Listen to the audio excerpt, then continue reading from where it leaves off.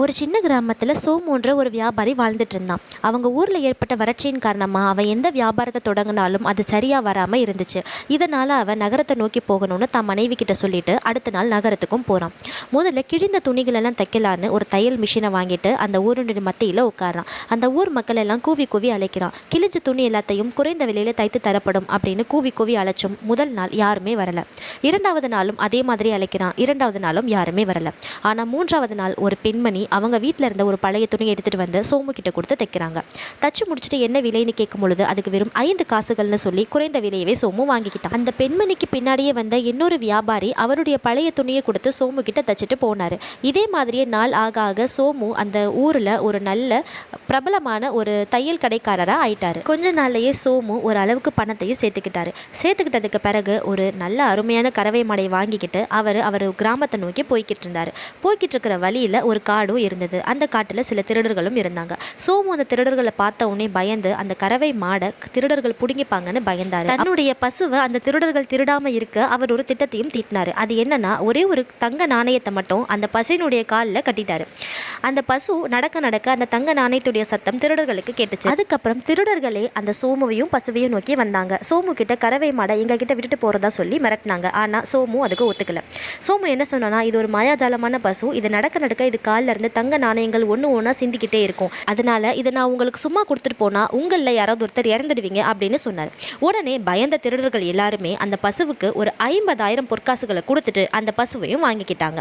அதுக்கப்புறம் சோமு போனதுக்கு பிறகு அந்த பசு தங்க நாணயங்களை சிந்தும்னு பார்த்துக்கிட்டே இருந்தாங்க. முதல் நாளும் சிந்தலை, இரண்டாவது நாளும் சிந்தலை, மூணாவது நாளும் சிந்தலை. சோமு நம்ம எல்லாரையுமே நல்லா ஏமாத்திட்டு போயிருக்காங்க அப்படின்னு திருடர்கள் எல்லாருமே நல்லா புரிஞ்சுக்கிட்டாங்க. இந்த பக்கம் சோமு அந்த 50,000 பொற்காசுகளை வச்சு ஒரு சின்ன மாட்டு பண்ணையை வச்சுட்டாரு. ஆனா தன்னை ஏமாத்திட்டு போன சோமுவை சும்மா விடக்கூடாதுன்னு திருடர்கள் நினைச்சதுனால சோமு இருந்த கிராமத்துக்கு சோமுவை தேடி திருடர்கள் உள்ள வர ஆரம்பிச்சுட்டாங்க.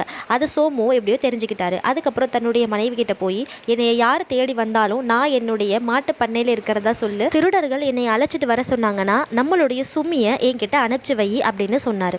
சுமி அப்படிங்கறது அவங்க வளர்த்துக்கிட்டு இருக்கிற ஒரு சின்ன குரங்கு குட்டி தான். சோமு சொல்லிட்டு போன மாதிரியே கொஞ்ச நேரத்துல திருடலும் வந்து சோமு எங்கன்னு கேட்டாங்க. அதுக்கு அவருடைய மனைவி அவர் சொல்லி கொடுத்துட்டு போன மாதிரியே என்னுடைய கணவர் மாட்டு பண்ணையில் இருக்காரு அப்படின்னு சொன்னான். அதுக்கு திருடர்கள், உன்னுடைய கணவனை போய் சீக்கிரமா அழைச்சிட்டு வா அப்படின்னு சொன்னாங்க.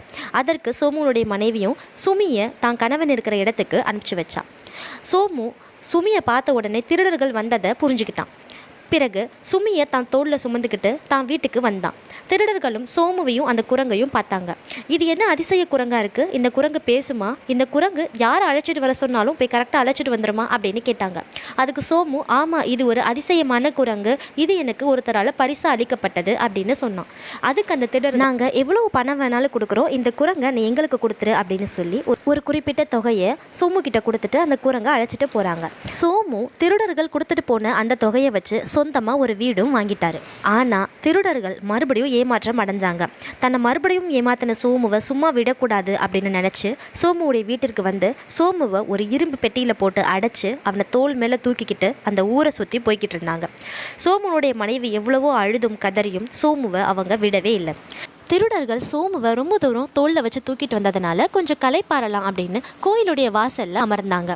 அவங்க அந்த பெட்டியை அங்கேயே விட்டுட்டு கோயிலுக்குள்ளே போய் கொஞ்ச நேரம் தூங்குனாங்க.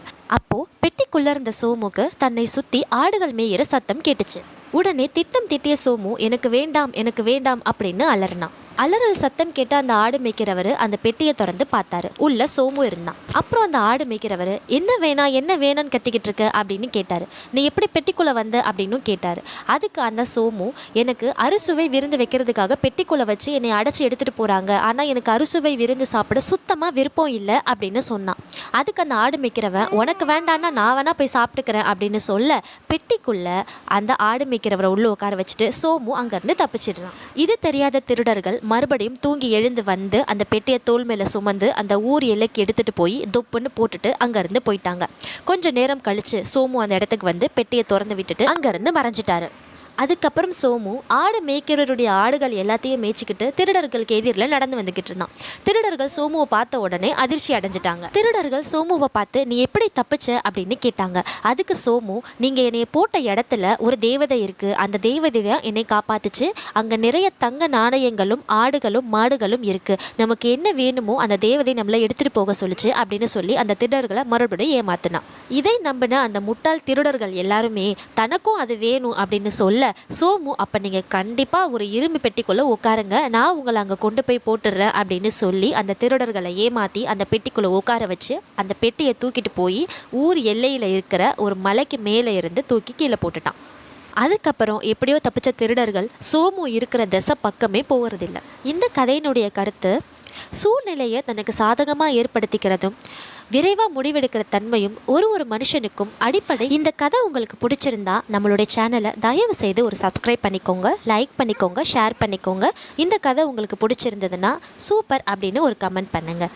தொடர்ந்து நம்மளுடைய சேனலுக்கு ஆதரவு கொடுங்கள். ரொம்ப நன்றி.